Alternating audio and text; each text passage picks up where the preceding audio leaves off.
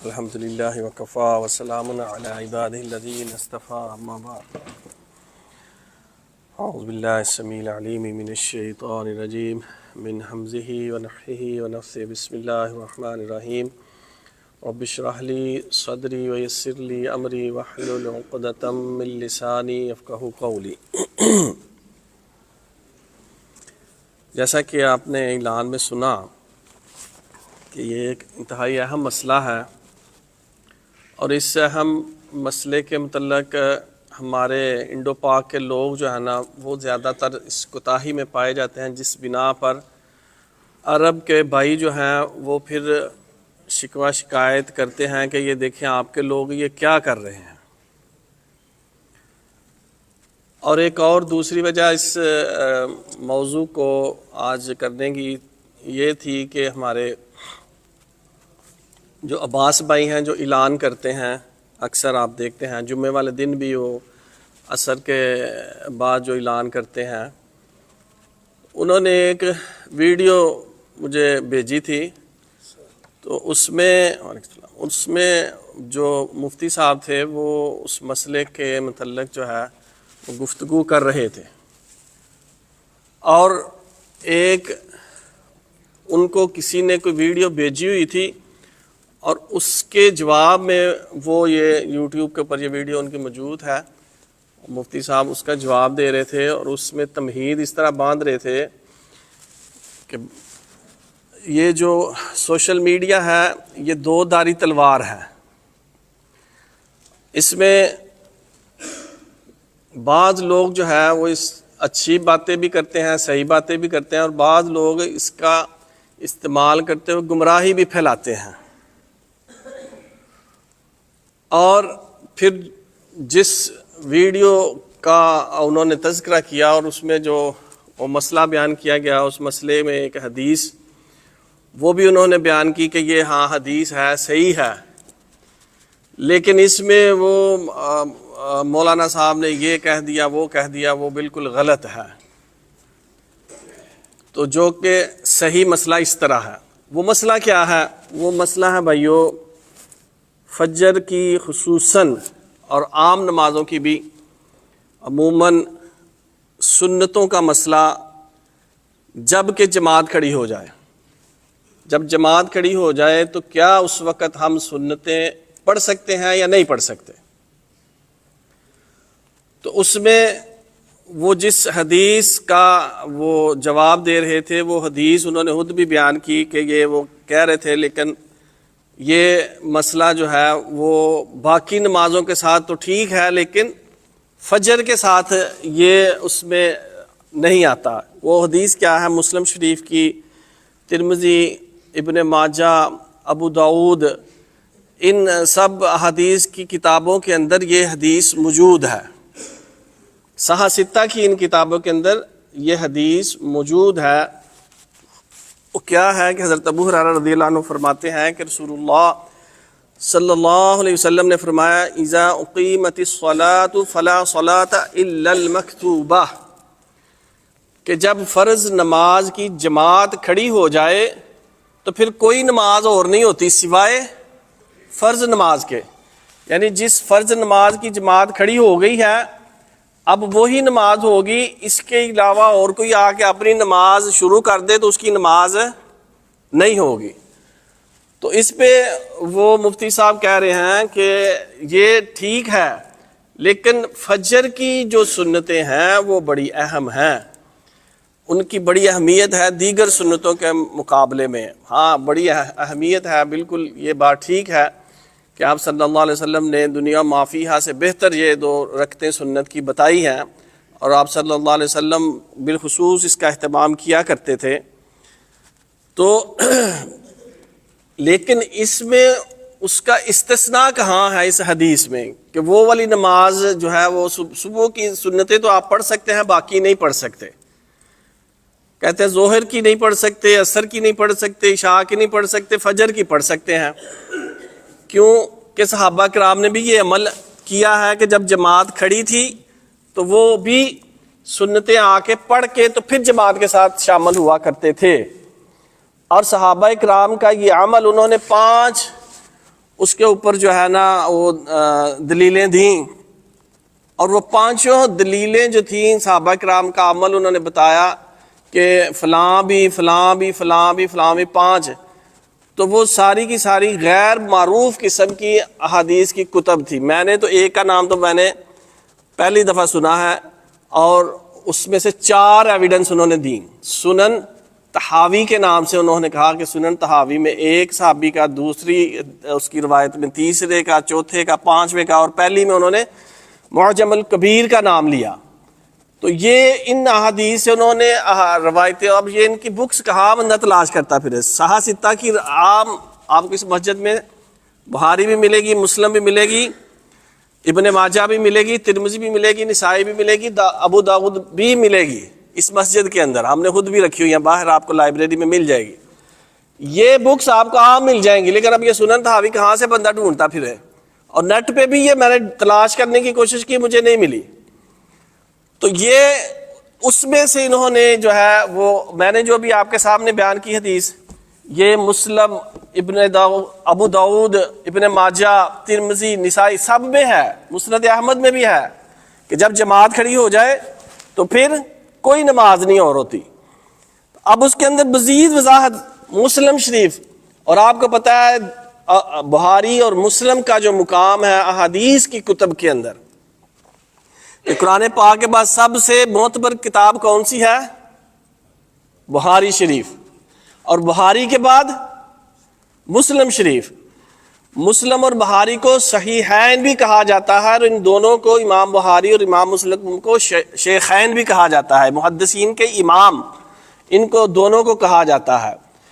تو یہ مسلم کی روایتیں اب آپ سنیں کہ حضرت ابن بحینا وہ فرماتے ہیں کہ صبح کی اقامت کہی جا رہی تھی، اقامت کے الفاظ کہے جا رہے تھے کہ آپ صلی اللہ علیہ وسلم نے ایک شخص کو دیکھا کہ وہ نماز جو ہے وہ پڑھ رہا ہے، جبکہ پھر وہ کہتے ہیں جبکہ مؤذن جو ہے وہ اقامت کہہ رہا ہے۔ تو آپ نے اس شخص کو فرمایا کیا تم صبح کی 4 رکعتیں پڑھو گے؟ یعنی فرض تو ابھی 2 رکعت جو ہے وہ کھڑے ہوں، اس کی جماعت کھڑی ہو رہی ہے، اور تم نے اپنے فرض شروع کیے ہوئے ہیں۔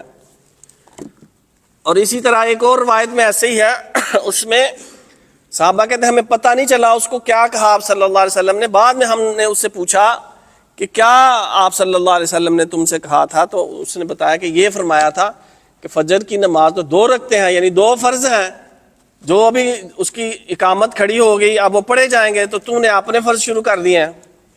یہ مسلم کی 711 نمبر حدیث ہے۔ کتنی؟ 711 نمبر۔ اور جو پہلے میں نے بیان کی تھی وہ 710 نمبر مسلم کی حدیث ہے، اور مسلم کی ہی روایت 712 سنیے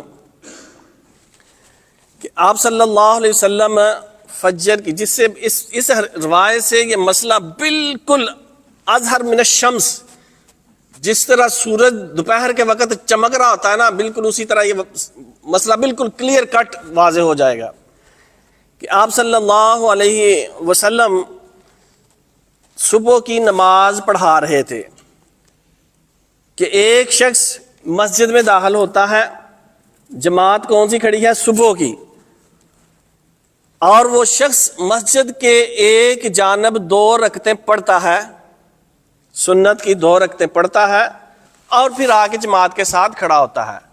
اور یہ بھی مفتی صاحب کہہ رہے ہیں، اور میں نے ایک اور مفتی صاحب کا بھی سنا کہ وہ بھی کہہ رہے ہیں کہ آپ نے اگر آتے ہیں جماعت کھڑی ہے تو آپ مسجد کے اندر جہاں جماعت کھڑی ہے وہاں نہ پڑھیں سنتیں، پیچھے والے حال میں باہر پڑھ لیں، کسی پلر کے پیچھے پڑھ لیں، کونے میں پڑھ لیں۔ ادھر پڑھنا سخت منع ہے جہاں جماعت کھڑی ہے، لیکن پیچھے آپ پڑھ سکتے ہیں۔ ادھر پڑھنا کیوں منع اور پیچھے کیوں نہیں منع، اس کی کیا دلیل ہے یا تک ہے، یہ سمجھ سے باہر ہے۔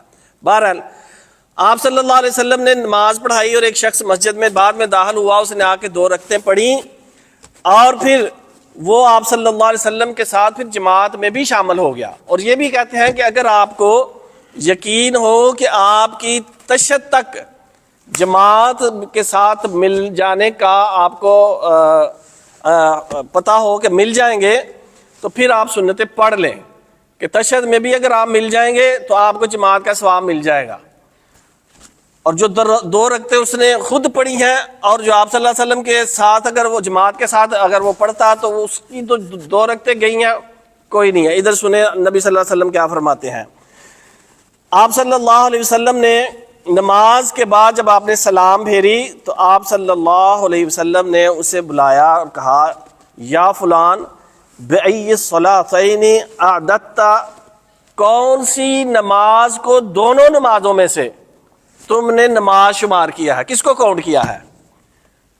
ہمارے پیچھے ہمارے ساتھ جو پڑھی ہے یا جو پیچھے جو سنتیں پڑھی ہیں وہ والی نماز کو تم نے نماز شمار کیا ہے، نماز کاؤنٹ کیا ہے. اب الصلاۃ کا وحدہ کا، اب الصلاۃ کا معنی جو ہمارے ساتھ پڑھی ہے یا جو اکیلے پڑھی ہے، 2 تو نے کام کیے ہیں. پیچھے بھی تو نے 2 رکعتیں پڑھی اور ہمارے ساتھ بھی آ کے تو نے پڑھی، تو کون سی نماز کو تو نے نماز شمار کیا؟ یعنی نماز تیری ایک ہی ہوئی ہے، دوسری تیری نماز کوئی نہیں ہوئی.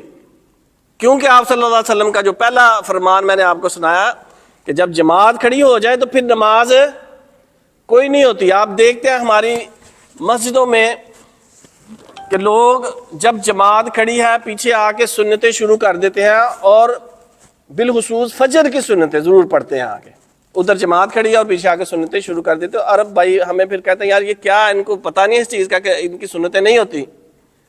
اللہ کے نبی کا بڑا واضح فرمان ہے. تو اب یہ روایت کہ اس شخص نے، اس صحابی رسول نے پیچھے آ کے نماز پڑھی، آپ صلی اللہ علیہ وسلم نے اس کو ڈانٹا کہ یہ تیری نماز نہیں ہوئی ہے. اب آپ اس میں سے کہاں سے سنن طحاوی، معجم الکبیر اور کون سی غیر معروف روایتوں سے آپ حدیث کوٹ کریں، ان حدیث کا درجہ بھی نہ بیان کریں کہ وہ حدیث صحیح ہے، ضعیف ہے، حسن ہے، مرفوع، موضوع ہے، من گڑت ہے، کون سا اس کا درجہ ہے یہ بھی نہ پتہ چل سکے. اور جبکہ مسلم کی روایت میں جس سے ہمیں یہ پتہ چلتا ہے کہ ایک شخص نے ایسا کام کیا تو آپ صلی اللہ علیہ وسلم نے اس کو ڈانٹ دیا کہ ایسا کام کرنے سے تمہاری نماز جو ہے وہ کوئی نہیں ہوئی ہے. اب یہ کام کیوں کیا جاتا ہے، ہم لوگ کیوں کرتے ہیں؟ اس لیے کہ ہمارے علماء نے ہمیں بتایا ہے کہ اگر بھائی فرض فجر کے پڑھ لیے تو اب تمہاری جو ہے نا سختی شروع ہوگی. سختی کیا شروع ہوگی؟ اب جب تک سورج نہیں طلوع ہوگا نا تم سنتیں نہیں پڑھ سکتے. اب اس سختی سے بچنے کے لیے اصل میں وہ جلدی جلدی سنتیں پڑھ لی جاتی ہیں. ایسی بات ہے ابھی کسی حد تک، کیونکہ نبی کریم صلی اللہ علیہ وسلم کا فرمان جو ہے وہ آپ صلی اللہ علیہ وسلم نے فجر کے بعد اور عصر کے بعد، فجر کے بعد سورج طلوع ہونے تک اور عصر کے بعد سورج غروب ہونے تک نوافل پڑھنے سے منع کیا ہے. لیکن اس میں جو فجر کی سنتیں ہیں اس کا معاملہ آپ صلی اللہ علیہ وسلم کے بالکل سامنے پیش آیا کہ ایک شخص نے، یہ ابن ماجہ کی 1154 نمبر حدیث ہے، اور دوسری حدیث کی کتب میں بھی اسی طرح کہ حضرت قیس بن عمر رضی اللہ عنہ وہ روایت کرتے ہیں کہ ایک شخص نے فجر کی نماز کے بعد 2 رکعتیں کھڑے ہو کے وہ پڑھنے لگا. اس کو پڑھتے دیکھا تو آپ صلی اللہ علیہ وسلم نے اسے کہا کہ تو نے فجر کی نماز 2 دفعہ پڑھی ہے، فجر کی نماز پڑھی تو ہے ہمارے ساتھ، آپ پھر پڑھ رہے ہو. تو اس شخص نے کہا کہ اللہ کے رسول، میری فجر کی پہلی 2 رکعتیں رہ گئی تھیں جو سنتیں ہیں میں وہ پڑھ رہا ہوں. تو پھر آپ صلی اللہ علیہ وسلم فسکت النبی صلی اللہ علیہ وسلم، آپ صلی اللہ علیہ وسلم خاموش ہو گئے. حدیث کے الفاظ ہیں کہ آپ صلی اللہ علیہ وسلم نے اس کو منع نہیں کیا. اور حدیث کی 3 جو ہے قسمیں ہیں، ایک تقریری، ایک قولی، ایک قولی، ایک فعلی اور ایک تقریری. یہ تقریری ہے کہ آپ صلی اللہ علیہ وسلم کے سامنے کوئی کام ہوا ہو. فعلی آپ سمجھتے ہیں جو آپ صلی اللہ علیہ وسلم نے کر کے دکھایا، اور جو قولی ہے کہ آپ صلی اللہ علیہ وسلم نے فرمایا، حکم دیا وہ. اور تیسری یہ تقریری کہ آپ صلی اللہ علیہ وسلم کے سامنے کوئی کام ہوا ہو اور آپ صلی اللہ علیہ وسلم نے اس کو منع نہ کیا ہو، تو وہ بھی ایک جائز کام ہوتا ہے. اگر غلط ہوتا جیسے وہ میں نے پہلے حدیث آپ کے سامنے مسلم کی روایت بیان کی ہے کہ اس شخص نے یہ کام کیا، آپ صلی اللہ علیہ وسلم نے اس کو ڈانٹ دیا کہ تو نے فجر کی یہ نماز کیسے پڑھ لیا.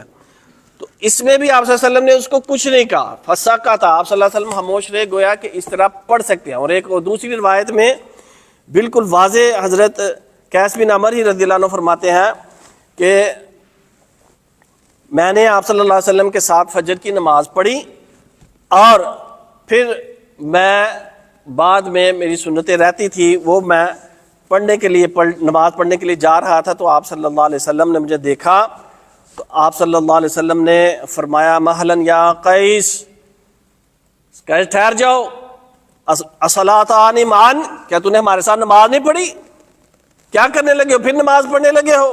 تو وہ کہتے ہیں پھر میں نے کہا یا رسول اللہ صلی اللہ علیہ وسلم، میں نے فجر کی جو پہلی 2 رکعتیں جو سنتیں تھیں وہ نہیں پڑھی، اب وہ میں پڑھنے لگا ہوں. تو پھر آپ صلی اللہ علیہ وسلم نے فرمایا پھر کوئی حرج نہیں ہے. اب یہ کلیئر، یہ ترمذی میں اور بھی کتب حدیث میں، یہ ترمذی شریف میں اس کا حدیث کا نمبر ہے 422، 422 حدیث نمبر ہے. اب اگر آپ فجر کی نماز کے وقت مسجد میں داخل ہوں، جماعت کھڑی ہے، جماعت کے ساتھ اگر آپ نہیں شامل ہوتے، آپ پیچھے نماز پڑھتے ہیں، تو بتایا ان احادیث کی روح میں نماز ہوئی؟ اور اگر آپ جماعت کے ساتھ شامل ہو جاتے ہیں اور بعد میں سنتیں پڑھتے ہیں، تو کیا یہ درست عمل نہیں ہے حدیث کی روشنی میں؟ پتہ نہیں کیسے خود گمراہ کر رہے ہیں، غلط گائیڈ کر رہے ہیں، اور جس نے کوئی صحیح گائیڈ کیا اس کو کہہ رہے ہیں کہ وہ غلط کر رہا. تو یہ ہے کہ ہم اگر کوئی شخص فجر کی نماز جماعت کے وقت آتا ہے، جماعت کے ساتھ شامل ہو، نماز کے بعد جو ہے اگر وہ چاہتا ہے فجر کی سنتیں ابھی پڑھنا تو پڑھ لے، اگر اس کے پاس ٹائم ہے، بیٹھنا چاہتا ہے، اشراق پڑھنے کی اس کی عادت ہے یا اس کے پاس وقت ہے، ٹھیک ہے بعد میں پڑھ لے، کوئی مذائقہ نہیں ہے. اس وقت تک بیٹھا رہے، تلاوت کرے، ذکر اذکار کرے، اور جب اشراق پڑے گا ساتھ اس کے فجر کی یہ 2 سنتیں بھی پڑھ لے، تو پھر تو ٹھیک ہے. لیکن اگر اس کو جانا ہے، اس کو کوئی کام ہے، اس نے ڈیوٹی پہ جانا ہے، یا ویسے ہی وہ پڑھنا چاہتا ہے، تو اس میں بھی کوئی حرج نہیں ہے، کوئی اس میں مذائقہ نہیں ہے. چاہے جائے کہ بندہ جماعت کھڑی ہو اور پیچھے جو ہے وہ سنتیں پڑھ کے اپنی ان سنتوں کو یا ضائع کر لے یا جماعت کو ضائع کر لے. تو یہ مسئلہ تھا، تو میں نے سوچا اس کی طرف جو ہے تھوڑی سی رہنمائی کر دی جائے. اللہ تعالیٰ سے دعا ہے اللہ تعالیٰ ہمیں قرآن و سنت پر عمل کرنے کی توفیق عطا فرمائے. آمین. وآخر دعوانا الحمدللہ رب العالمین.